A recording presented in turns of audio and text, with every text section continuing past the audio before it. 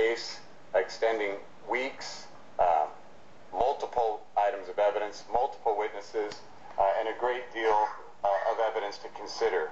At the end of the day, however, and as I spoke to you about during voir dire, this case will come down to whether or not you believe Conrad Murray acted with gross negligence or criminal negligence in his treatment of Michael Jackson.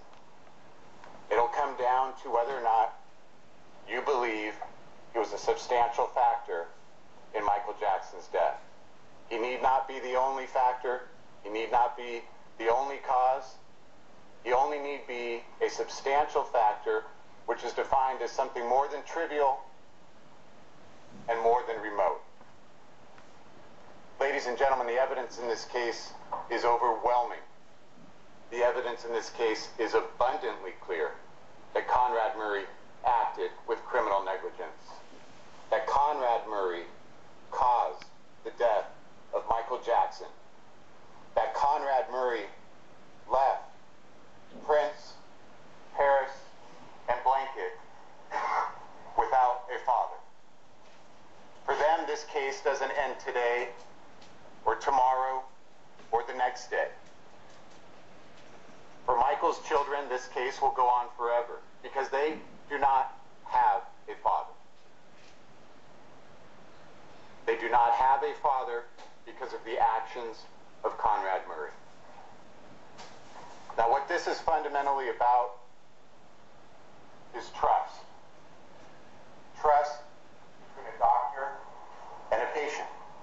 We've heard a great deal about the doctor-patient relationship, this hallowed relationship, this special, historic relationship where a patient relies on a doctor's best medical judgment, where a doctor is assumed and is entrusted to provide the best medical care to do no harm to his patient. And that a doctor will use that best medical judgment and provide that best medical care regardless of the requests of the patient. Because a doctor has a legal duty, an ethical duty, to do no harm. A doctor has a duty to his patient.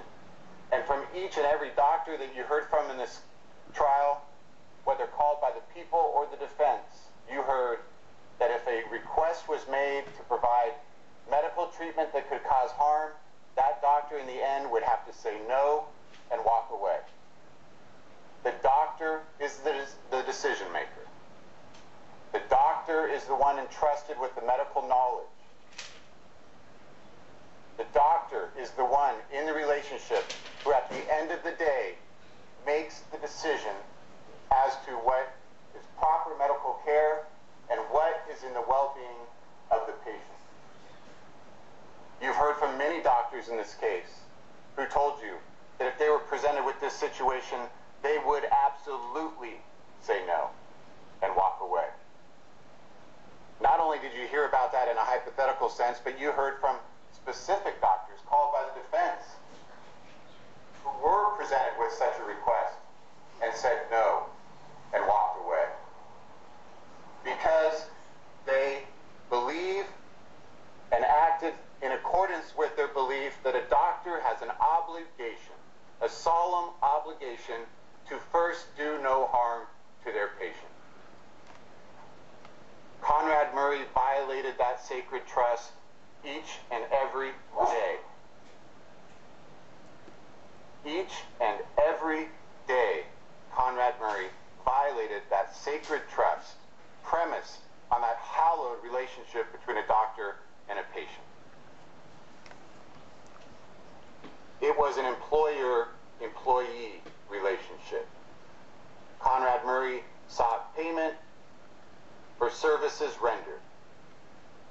Services rendered being the provision of propofol to Michael Jackson in his bedroom on an almost nightly basis for over 2 months, according to Conrad Murray's own words. For services rendered, not for proper medical care, not for the sake of doing no harm, but an employee-employer relationship for services rendered. This relationship of trust that is so important between a doctor and a patient was grossly corrupted by the actions of Conrad Murray. Michael Jackson trusted Conrad Murray. He trusted him with his life. He trusted him with his own individual life and the future lives of his children, trusting that Conrad Murray, as Michael slept, would care for him, so that in the morning he would awake to share a meal with his children. But Conrad Murray corrupted that relationship, and for that, Michael Jackson paid with his life.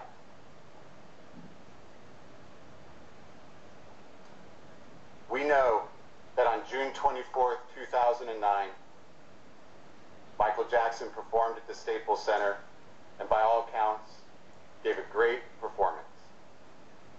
He was optimistic, he was looking toward the future, and you've seen live footage of him dancing and singing and performing and doing what he loved to do.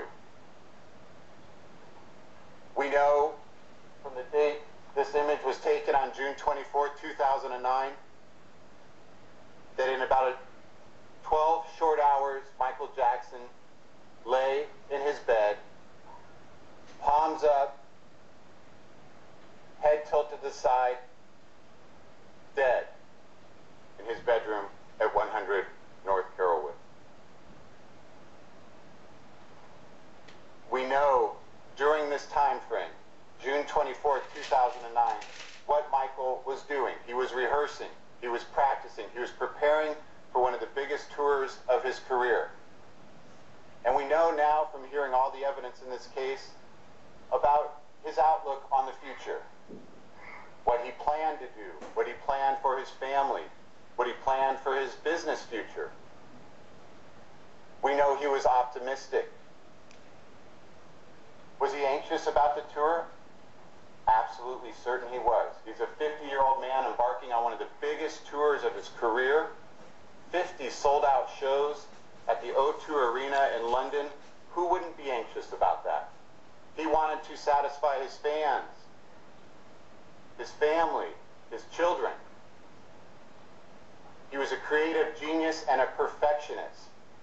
And he went about these tasks striving for perfection, striving to perform at the top of his level, striving to satisfy the fans that had been so loyal to him for so many years.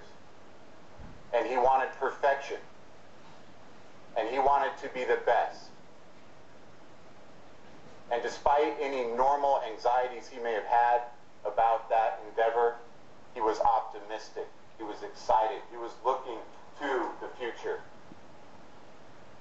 We know October 2008 that he had relayed to Randy Phillips. If you recall, they were at the Bel Air Hotel before Michael had moved into 100 North Carrollwood. The children were there running around in Halloween masks and costumes, playing, and that's how one of the reasons Randy Phillips remembered that it was October, because it was near Halloween. And Michael had expressed that he didn't want to be a vagabond anymore. He'd been traveling. He wanted to buy a nice house for his children. He wanted to settle down. He was looking toward the future. He was making plans, long-term plans, for both himself and his 3 children to whom he was so dedicated.